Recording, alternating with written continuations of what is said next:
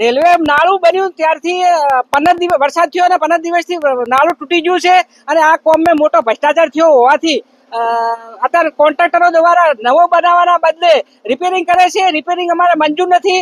જો રિપેરિંગ કામ ચાલુ રહેશે તો અમે ખેડૂતો આંદોલન કરી અને કામ બંધ કરાવીશું. પાણી ભરાવાથી આજુબાજુ ફાટી ગયો છે અને પાણી કાઢવાની વ્યવસ્થા નાળી કરવી પડે, નાળી કરી નથી. વર્ષોથી આ પાણીનો નિહાર હતો, કોઈ ખેડૂતોને પૂછ્યો નથી કે આ પાણીનો નિહાર ક્યાં છે. આ 35 બહુટાવાનું પાણી આવે અને નાળી ના મેળવાથી એનું કાચું.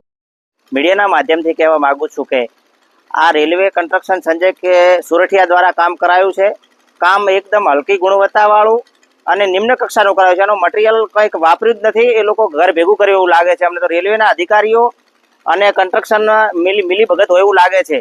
આ તિરાડો પડી છે, આ લોકો લાપી મારીને કામ કરે. આવી તિરાડો આ લાપી કઈ રહે નહીં. આ કામ વારે ઘડીએ થતું નથી અને સરકારના પૈસાનો દુરુપયોગ થાય છે. આ પૈસા વારે ઘડીએ રેલવે વિભાગે લગભગ 10 થી 12 કરોડ રૂપિયાનો ખર્ચ કર્યો છે અને એકદમ નિમ્ન કક્ષાનું કામ કર્યું છે. આમાં સરકારનો કોઈ વાંક નથી. વાંક માત્ર ને માત્ર અધિકારી અને કન્સ્ટ્રક્શનનો જ છે.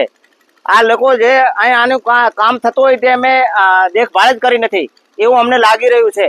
અને આ કામ જોઈએ સારું નહીં કરવામાં આવે ને તો અમે લોકો ગામ લોકો આજુબાજુના ભેગા મળીને આંદોલન કરશું અને આ કામ બિલકુલ અત્યારે આ થીગડા મારવાનું બંધ કરી દેવું જોઈએ.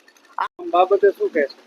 કામ બાબતે ભ્રષ્ટાચાર થયેલો છે. એકદમ હલકી ગુણવત્તા વાળું કામ થયેલું છે. આમાં આ જો આ તિરાડું પડેલી છે, આમાં લાપી ને એવું બધું મારેલ છે ને ત્યાં બાજુ બધું તૂટી ગયેલું છે.